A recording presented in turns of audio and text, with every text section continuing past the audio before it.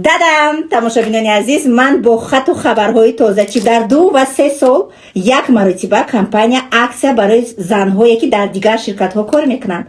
аксияи хи чӣ сар мешавад? занҳое ки дар ширкати Avon, Oriflame, Mary Kay, Atomy, Greenway, ширкатҳое ки дар Русия кору фаъолият мекунанд.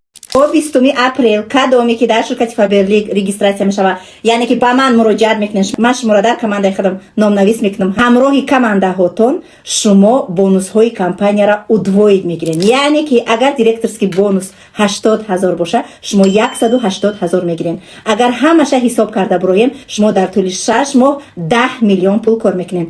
агар шумо занҳои бо мақсад бошин, болои ман шуморо кӯмак мекунам ки тезтарак шумо ба маошҳои хуб бироен. барои командасозӣ шумо тезтар ёрдам мекунем ки тез командаҳои худтон созен, во аз тарафи худам браслету чалаҳои тилло отдельно барои шумо ва командаҳотон гарантирований подарок роӣ мекунам. шансҳои беҳтарини худтона ай даст насиен.